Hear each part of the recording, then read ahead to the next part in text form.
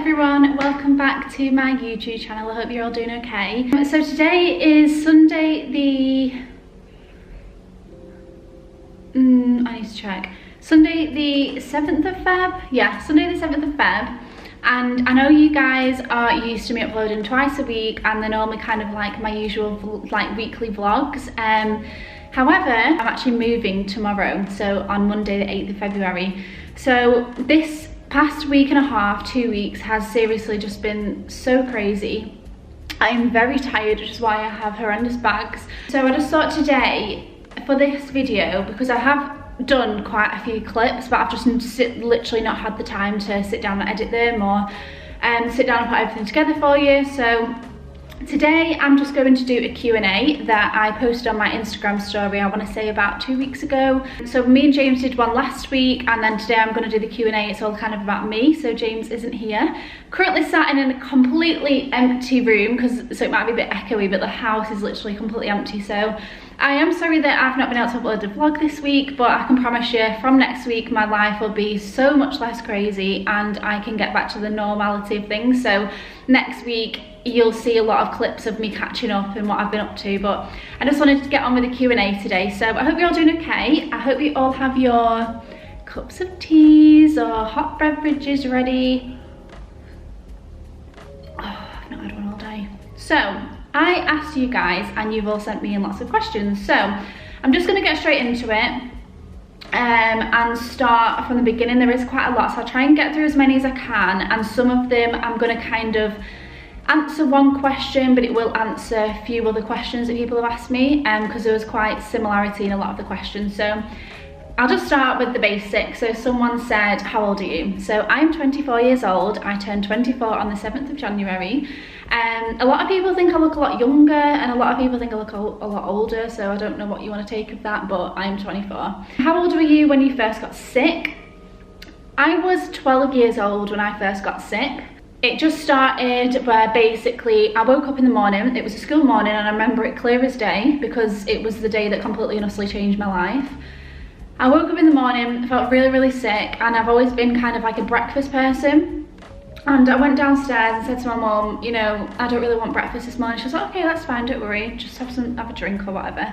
I went upstairs and I remember vomiting like all on the landing upstairs, and that wasn't like me to be sick, because I've always been like a healthy child, or I had like a healthy lifestyle, and I was always completely healthy. I never even really got cold, so it was really bizarre. Anyway, I didn't go to school that day because I just felt so poorly, and progressively it just got worse. So to answer that, I was 12 years old. How old was you when you first got diagnosed? I was actually 18 years old when I got my first diagnosis. So I actually went from being 12 to 18, not knowing what was wrong with me.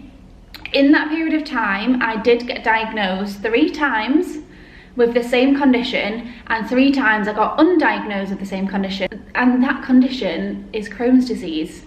I've never told you guys this before, so there'll be a lot of questions on here that you don't know about me, so I hope it gives you a bit of an insight to my life and the weird things I have to deal with. But yeah, so when I first got sick, all of my symptoms was very similar to Crohn's disease. I had ulcers all over my bowel, all over my stomach, and every doctor I went to, they just went down the route of Crohn's disease, even though I didn't have any bowel problems, but they just assumed that it was Crohn's. So I kept getting treated with Crohn's disease, like medication and all that type of stuff, until they eventually proved that, because there's no specific test for Crohn's disease, you know, it's basically responding to treatment. So it took a long time for them to actually realise, you know what, this girl doesn't have Crohn's disease, we need to go down a new route. So I was 18 years old when I got diagnosed with gastroparesis. And I was within the same year, I was actually 21 when I got diagnosed with EDS, POTS and chronic fatigue syndrome. However, them conditions I've definitely had for a long time, but I only got my formal diagnosis when I was 21 for them. So I hope that clears things up. A lot of people just said like stay strong, and that was really nice. So would you mind being my friend is one of the questions. Yes, of course, I'm a very friendly person. I speak to anyone, so apps just message me and we can be friends. Do you have any dogs? Yes, I have 2 dogs, and they are literally my whole entire life. Riley, the older dog, is like the family dog, and Alfie, the Lazapoo, is my actual dog, but even though he's like living with us all, he's my dog. Do you throw up every single day? You're so strong, by the way, thank you. Yes, every single day I throw up. It ranges from about 5 episodes a day, sometimes to about 15. And when I say episodes, I mean like it's not just like one vomit and then I'm done. Sometimes like 5 or 6 times in that. It just depends on if I eat that day or if I don't eat or if I'm not very well, and it all just depends. Does your boyfriend help you when you're so sick and can't get out of bed? Yes, so I do have quite a lot of days where I can't get out of bed. Luckily I still live at home with my parents, and James works out the house quite a lot, so a lot of the time I probably get more help from my mum and dad, just because James isn't there all the time. But on my days that I can't get out of bed, you know, my mum and dad like bring me brews, or James brings me a brew, you know, they sort out all my feed for me or medication. James fully knows how to work my feeding pump and do my meds and stuff like that, so if there was a day that he was here and I was really sick, couldn't do anything, he would do everything for me, so it is really helpful. And a lot of the time, like, he washes my hair for me, helps me in and out of the shower when I'm really weak, or he'll help me wash, and he's like my carer really. What's your best advice for someone who is constantly fatigued? Oh my goodness me. If I had the answer to that question, I would tell you right now what the cure is, what the best thing to do is, but I'm being God's honest truth here. The best advice I can possibly give you when you are constantly fatigued is just to manage your energy and use it in the right places. So don't do things that are over strenuous, don't do things that are gonna take too much energy out, you know, don't go for long walks, don't try and do exercise, just try and do things that your body can handle and listen to your body. That's the main thing I always say to people, just listen to your body. As per the other week when I collapsed, I didn't listen to my body, so I didn't even take my own advice that day. But yeah, it's just listen to your own body. There are loads and loads of tips and tricks that you can do to help you fatigue. It is something that I'm actually thinking about doing a video on, because I know a lot of people don't have access to a chronic fatigue specialist, which is really sad because they do help a lot. With me living in the UK, I'm very fortunate enough to have access to a specialist that helps me with fatigue, so I have a lot of documents and a lot of like paperwork with tips and tricks on. So I am actually thinking of doing a full video of me going through my whole entire file of what I've been given and, you know, tips that I've been given, so it'll hopefully help people that don't have access to that facility. But yeah, majority of the time it's just manage your energy in the right places. So many factors involved in fatigue, so I hope when I do my next video I'll be able to help you a lot more, but that's really my best advice that I can answer for that for the time being. What's your favourite brew? Ooh, that would have to be a cup of tea, darling. I love a cup of tea. You guys know I'm just obsessed with it. Warm drinks really help with just life, like really do. Cup of tea is 100% my fave, just a normal tea, and I have it with milk. I would drink a black tea, but it's not as nice. If I had no choice, if I had no milk, I would drink it. I really like winter warmer, Vimto winter warmer, but it's a seasonal thing and I'm really upset because I can't get it at the minute. And I also do like hot chocolate, but I don't have that enough majority of the time, because making a cup of tea is a lot easier than making a hot chocolate, I find. So I've been following you for a day and I'm so glad I followed you. Ridiculously strong, thank you so much. I'm curious, how did you eat your birthday cake I saw on your Instagram post? I hope you were able to though, as that cake looked bomb.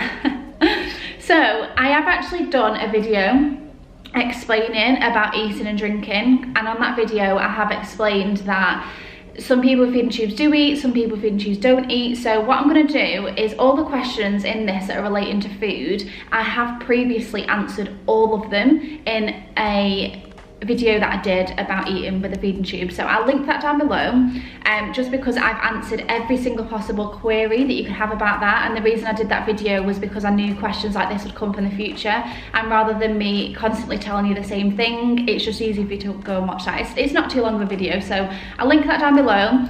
To answer that question about the cake, it was blooming good and I did have some of it. I think it stayed in for about 15 minutes, but it was worth it. So that's fine. How do you feel? Oh, that's about food one again, so again I'll send you that video. Does James ever make comments about your illness that annoy you? Oh, what doesn't he say that annoys me? That's the question. Right, so with James, you've all seen him and met, well, not met him, but you've met him virtually. He has got a personality that is very bubbly, and he's very jokey. He's a very humorous personality, very kind and gentle personality. So with his personality, his way of getting through things and cheering people up and making people happy is by making jokes and things like that. And 9 times out of 10, I love it, because when I'm feeling just so down, you know, run down, I just need cheering up, he can just say something and I'll just laugh my head off. So it really helps me and cheers me up, and that's why I've said before we work so well together, because he is like the light in my life that I need. He's my cheerer upper, if that's a word. You know, he makes me laugh when I need to be made laugh. But to answer the question, all the times he ever annoys me or makes comments is when he thinks he's cheering me up, and when he's making a light and a joke about a situation. But if you guys know, if you're in an absolutely horrendous mood, sometimes there's a time and a place, and sometimes he'll make a joke like, if I've just been sick and I get in bed, he'd be like, oh, you stink of sick. But he's just joking and he's just trying to make me laugh. And then I go, oh my God, do I? And he's like, no, I'm joking, of course you don't. But he's just saying it to like make light of a situation. But sometimes when I'm in a really bad mood, I don't take it very well. So that's the only things that I would say annoy me, just when he makes a joke out of a situation. He's trying to do it in a good way, in a positive way to make me laugh, but sometimes when I'm in a really bad mood, it just doesn't go down that well. But then after about half an hour, I'm like, yeah, that was quite funny. How long did you have an NJ tube before you had your surgical tube? So I had my feeding tube surgically put in February 2013, and I would say for about, I don't even know, about 12 months I was having constant NJs. So I'd have an NJ in, and then it would come up because I was sick, it didn't stay down. So then I'd have a period of time where I was probably off it for about a couple of weeks, and then I'd get put back on it, and then it would come up again, and then it just kept rolling and rolling and rolling. So it was about a year, to the point where I was 6 stone. I just literally couldn't survive without proper nutrition, and that's when they made the really quick decision to think, do you know what, this girl needs a permanent feeding tube that she can't vomit, so let's get this in. And it was a decision that happened within like 24 hours that they decided to do it. Right, sorry I keep itching my nose. I've got one of them scabs in my nose that, you know, are really, really itchy, and like you can feel it every time you can just like breathe. There's another thing about eating. How did you react to your first diagnosis? Oh, right, so my first diagnosis, my official real one, I'm gonna ignore the Crohn's disease ones because they were just ridiculous. The gastroparesis one, when I was 18 years old, I didn't react very well at all. And the reason being is, like I said, I was 12 to 18, and I constantly had in my head that they don't know what's wrong with me. And me and my mum and my dad always had this very positive outlook on the whole situation. You know, we always just thought, you know, they're gonna find the answer one day of what's been wrong with me all these years, and you know, they'll give me some medication and I'll be fine. So we always, because when you're undiagnosed, I sometimes find that very, very scary, but then sometimes it can be just as scary when you actually get a diagnosis. Reason being for that is because when he told me I had gastroparesis, my consultant, he turned around and said to me, yeah, you know, you've got gastroparesis, I'm sorry it's taking this long, this is what you've actually got. And I remember the first word saying, like, okay, like I felt a kind of a sigh of relief because I was happy I got a diagnosis. And then I said, okay, so what can we do? And he just turned around and said, oh, nothing, it's incurable. And hearing them words, incurable, oh, I just don't actually know how to describe it. It's very hard, it's very difficult, it's very hard to come to terms with.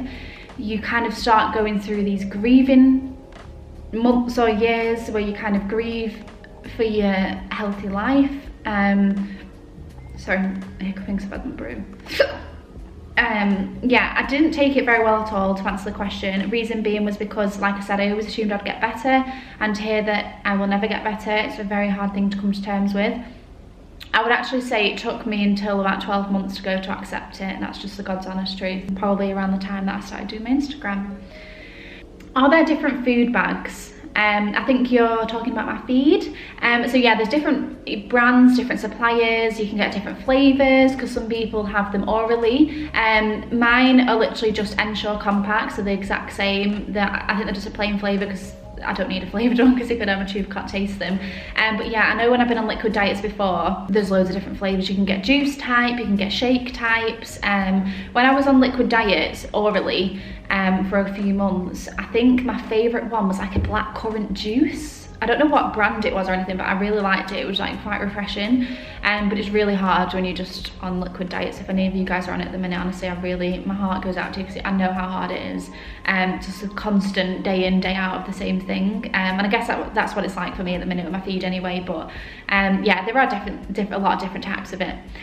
Do you have problems getting all the nutrients you need for the day? Absolutely not, because when you see your dietitian, you have a feeding tube.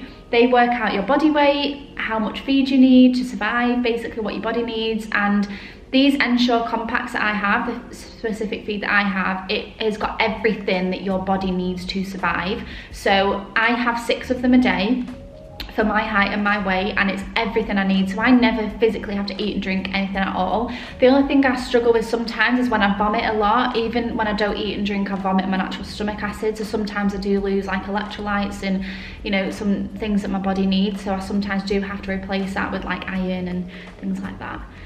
Hi, if I may ask, will you get better soon?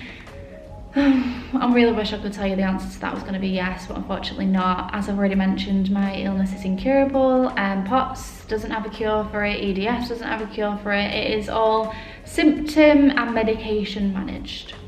Are you on bolus or continuous feeds? I'm actually on bolus. Reason being for that is, fun fact, I used to hate being on overnight feeds.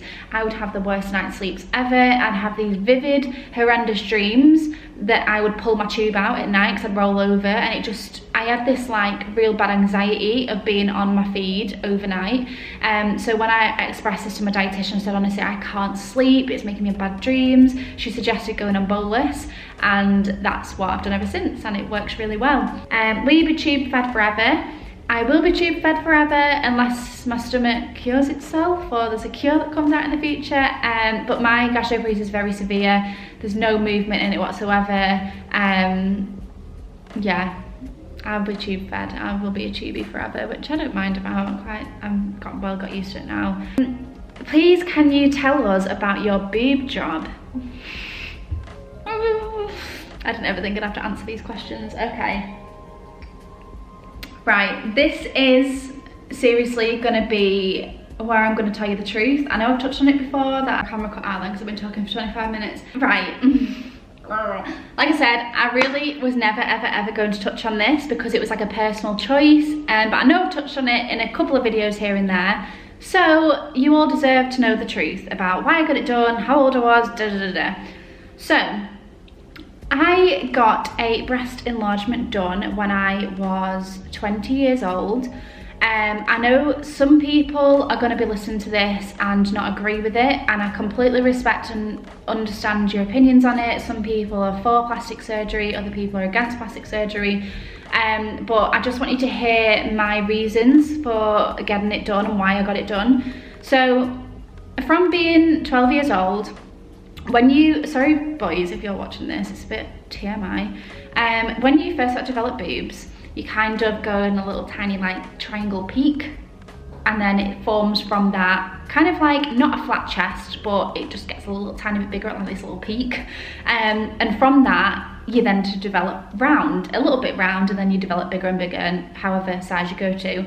You know, we inherit it, you normally get the same roughly size as what your family has. So my granny's got like a normal size set of boobs, my mum's like got a nice set of boobs. Me, I developed a tiny bit into them little triangle bits, and then I never ever grew. When I say never grew, I am saying that AA bras didn't fit me because they was too big. I spent my whole entire life being embarrassed about it, shoving socks down my bras, getting bras that were too big so I can put bigger socks down it. When I was on holiday, I'd take all the padding out of every single bikini to put in one bikini because I needed to look bigger. If I had a bra on and I did that, it would come up because there was nothing holding it there. It was something that really affected me mentally. I was really down about it. It really got to me, and it was something that I was never body confident because I was just never ever body confident at all, and having a feeding tube and also being worried about the top half of my body, it just really didn't do me any good mental health wise and confidence wise. So I saw I can't remember the name of the doctor, like the department, but basically he had a look at me and did loads of tests, and it actually came back that I never developed. And reason being was because my body was fighting so hard on everything else that was going on in my body, like all my conditions and stuff like that. Because it was fighting so hard just to keep me alive, it kind of left these out. So it was really hard to kind of hear that that's the reason why I never developed, due to my health conditions, which it's understandable when a doctor puts it like that, that it can't, you know, develop and things like that. So yeah, I never ever developed, and it was something that really affected me. And personal other family reasons, I had help paying for it. I don't really know if my family will be comfortable talking about this, so I'm not going to go into detail, but yeah, basically there was mum and dad, granny and me. We all helped to pay for my boobs. I know some people find that really weird, but they're very expensive. It was a big choice to even just think about having it done. You know, it's a big operation, and you know, what if something goes wrong? But I'm telling you now, it was the best decision of my whole entire life. From day one of getting it done, I felt like a new person. I felt like an absolutely new person. And a lot of people say to me that, oh my God, I didn't realise you had it done. Like normally people with boob jobs like have pictures in crop tops and do that, and that's not why I ever had it done. I had it done for me. I had it done for my self-confidence, and I've never been that type of person to wear something revealing or wear something that would enhance them, apart from when I had no boobs, but you know, wear something that would show them off. I've always been quite not body conscious, but I've just been reserved because I just don't feel like anyone else needs to see that. It's no harm on anyone else that does that, it's just not me. But yeah, that's a real reason behind getting it done, just because it was really difficult for me to just be able to live knowing that I didn't even fit a AA bra. So I went to a C cup. I didn't want to get anything too big. I didn't want to get anything that would look false, and there's two different shapes that you can get. You can get a teardrop shape or a round shape, and I got the teardrop one because it was more natural. So yeah, I've had them done for a few years now, and like I said, it was the best decision I've ever made. It's just made me so much more confident, and like I said, I don't show them off. I don't really talk about it because it's something that I kind of don't remember what it's like without them now, but it really was the best decision of my life.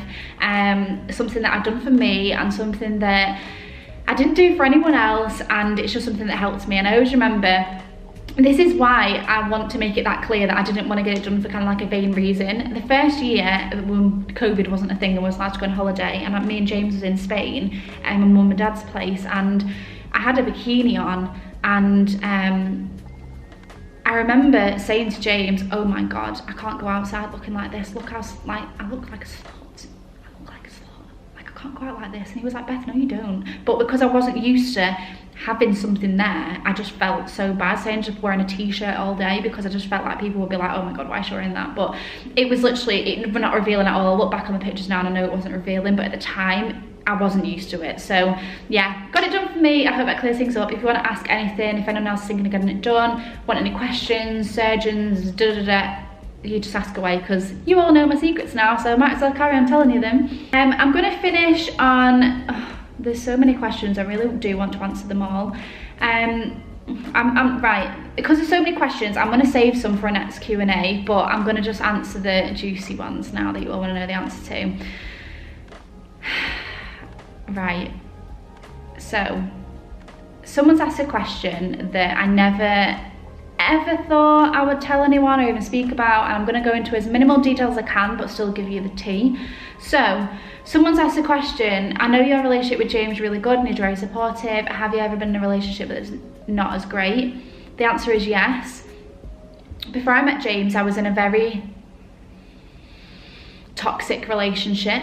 I got cheated on a lot, and it's something that damaged me as a person for a very long time. It's still damaged me now. It's damaged my mental health, it's damaged the way I look at things, it damaged my trust in people, and it was a very toxic relationship. That's something I've kind of mentally blocked out my life. But for you guys that kind of speak to me and, you know, I don't ever want you to think that because I have a good relationship with James now that I don't understand you guys if you don't, because I've been there, and I really, really have been there. There's so many details that I don't even want to go into detail about because it's just so toxic. But I was in a very, very bad relationship. It was awful, and I got out of it not actually that long before I met James. I never thought I'd ever meet anyone. I never thought that I'd ever meet anyone that would love me for who I am, because I was damaged that much as a person. I just felt like I wasn't loved. You know, I couldn't be loved. No one would love me.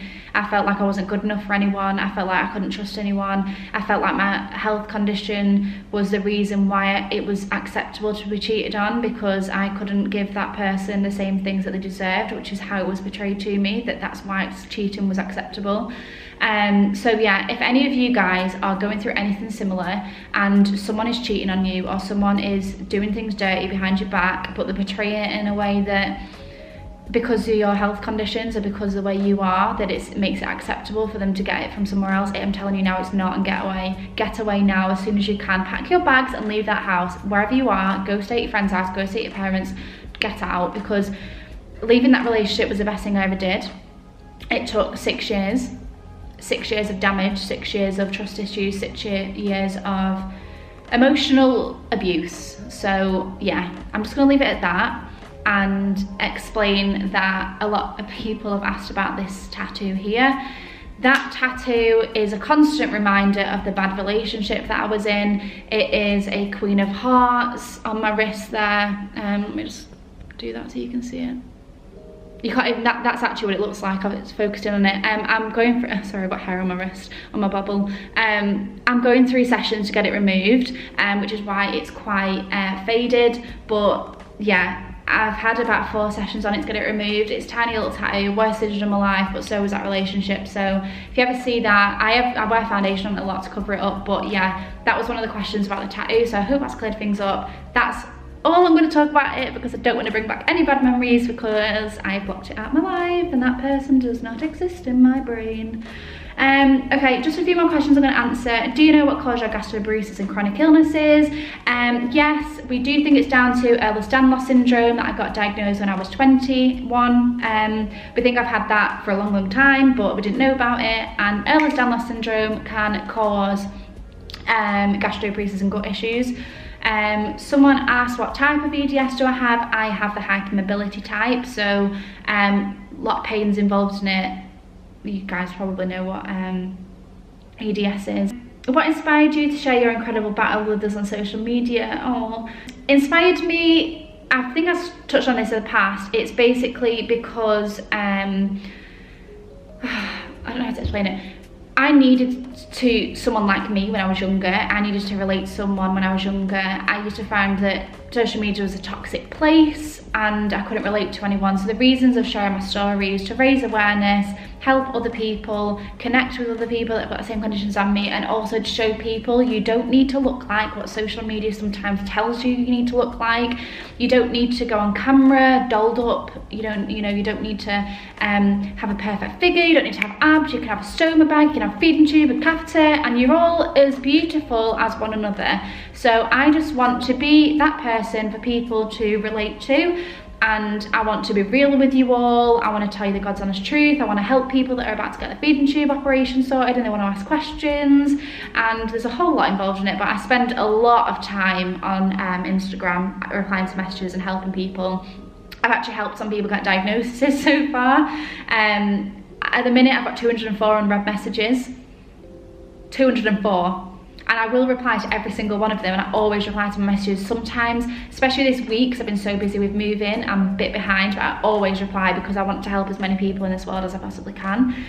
I'm going to end on this last question that you are probably going to be quite intrigued at. So someone said, most of what you share is just the tip of the iceberg. Please tell us something we do not expect from you.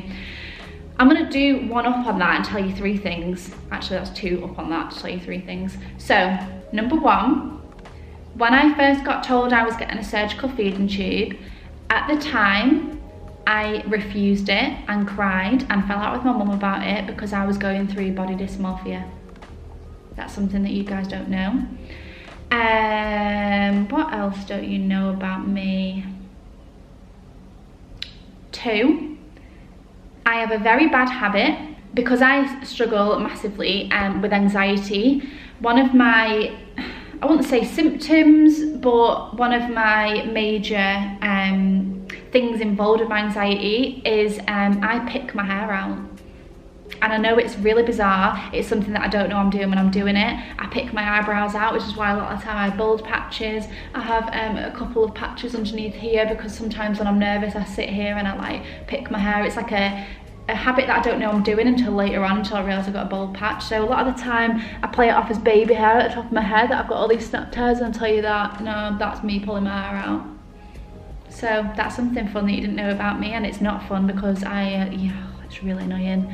Honestly, I have so many at the minute as well because I'm really stressed and I just pull my hair out. I don't know what I'm doing, I really don't know I'm doing it.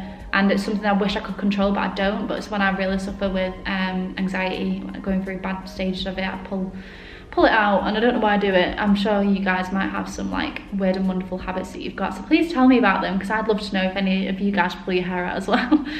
Right, let me think of one more. I just thought of it. The last thing I'm going to tell you is really embarrassing, but it's a funny story.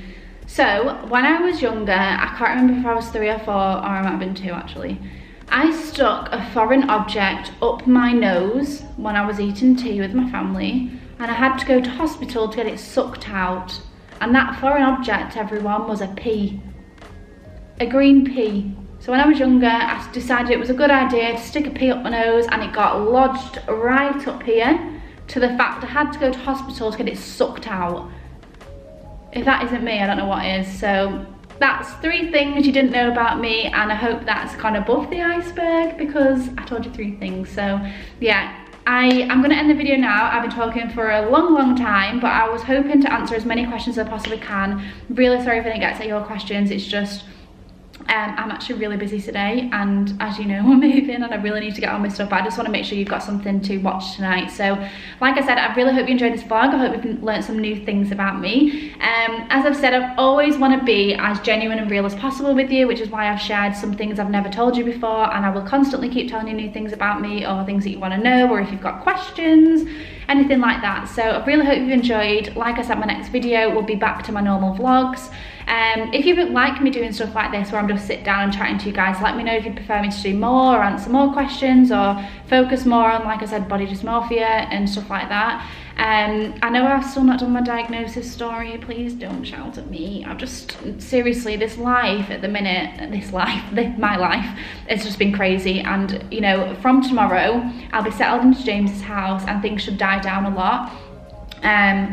My apprentice work is getting on top of me as well. You know, I work for the NHS, so we're going through a pandemic, so that's very difficult at the minute. So yeah, next week will be a vlog of a moving vlog, and it will just be it's obviously, it will have already happened, but it's just catching you up on what's been going on. So really, I